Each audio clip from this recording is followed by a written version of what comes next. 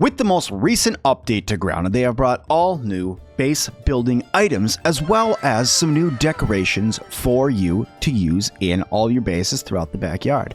What we're going to be doing in this video is I'm going to be going over all of the new additions of furniture that was added to the game, as well as the unlockable furniture items for all of the spawnable bosses in the game. When I say spawnable, I mean the bosses that are not the Mant, Director Schmechter, the Assistant Manager, things like that. Those bosses that you cannot fight over and over and over again. I'm talking things like the basic Broodmother, the Mantis, as well as the WASP. They all have their own items that are now buildable, just like the infected Broodmother throne and the braziers that you could make as well. But let's go through and let's talk about it. So I know what you guys are saying. When you're looking at this, you're like, wait, Sim, hold on a second. That couch has been here. You're absolutely right. That couch has been here. But some of the things that were added more recently is this new lamp that's on the ground right here. This is the Gnat lamp. This Gnat lamp is pretty awesome to me. I think it looks better than the current Wasp lamp that we have that has a little spider on the bottom. But then again, I'm partial to gnats, so that's just me.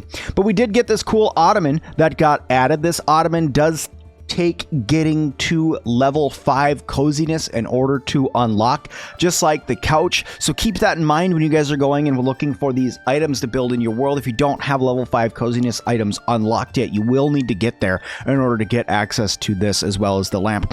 Okay, so going through as well, we've also got some melee items here. We've gotten ourselves some targets as well as a practice dummy. This target dummy here is great for that physical side of you who just wants to go through and punch things repeatedly. You guys wanted an item that you could sit there and hit with your weapons that would never break? Well, there you go. You can now sit here and hit your target dummy forever and it won't break, well, until you do too much damage. But anyway, moving on, we also have archery targets. This is great for all of you archers out there who are looking to get a little bit more accurate.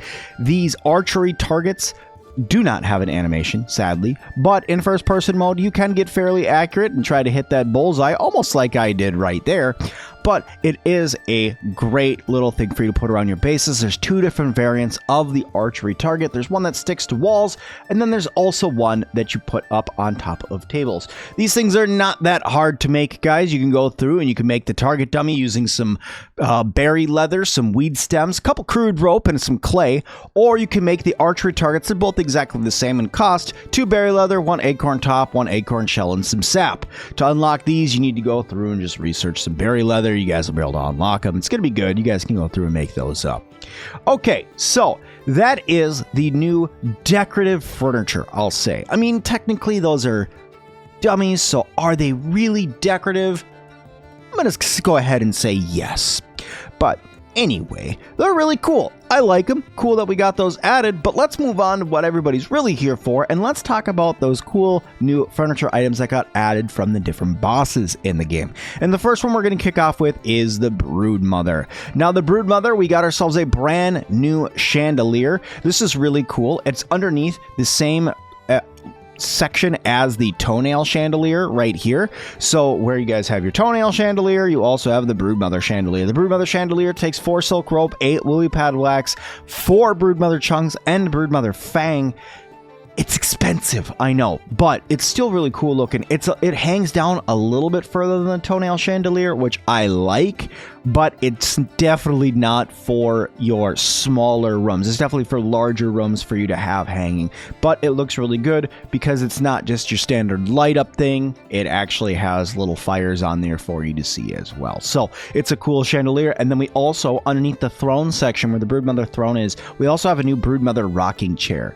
Now, this guy, it does have an animation to it where you sit in it and you'll actually start rocking. So that's pretty cool. It's good for you guys who want to just build yourself a little porch and hang out in the backyard and just look around, maybe chit chat with some friends and just relax. Maybe enjoy yourself a nice Wasp roll, maybe some nachos while you're hanging out here in your little rocking chair. But yeah, it's pretty good. This one is also quite expensive. It's under the throne section if you guys want to make this one. 1 silk rope, 5 Broodmother chunks, 2 berry leather, and a Broodmother venom.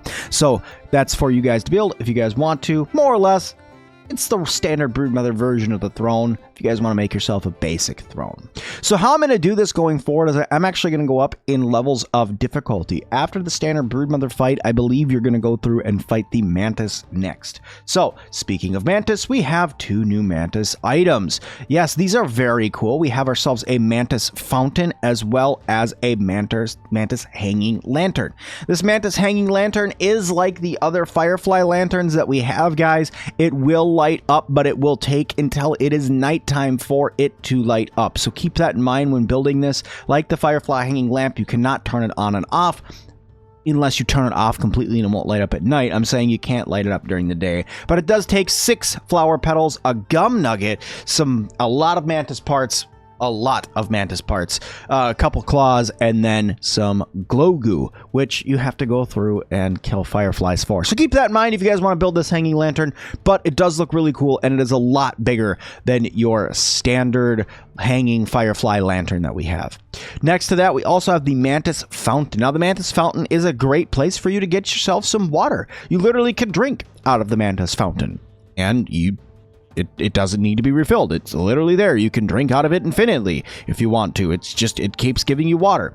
But for this infinite water source, you do need quite the amount of resources in order to build it. You need 8 Mantis chunks, 2 Mantis claws, 8 crude rope, some flower petals, and ash cement. Yeah, you gotta unlock ash cement in order to actually build this guy. So keep that in mind when you're going through and getting ready to build yourself a Mantis fountain. You're going to need some more intense resources.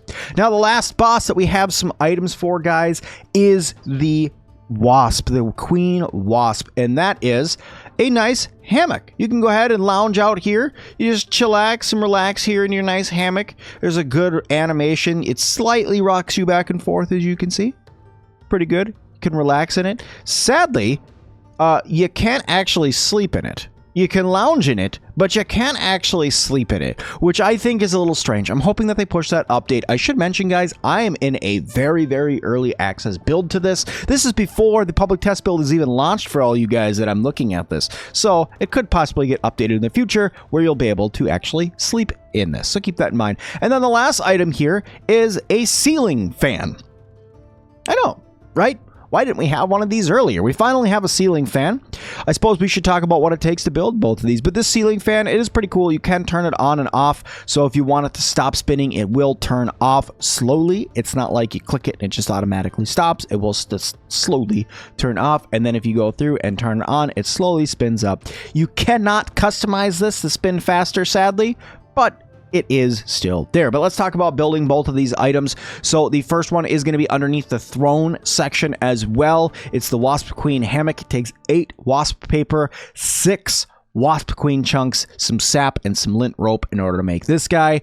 And then finally, the fan right here is 6 Wasp Queen chunks, 2 wings, some a gum nugget, and some pine cone pieces in order for you guys to build this.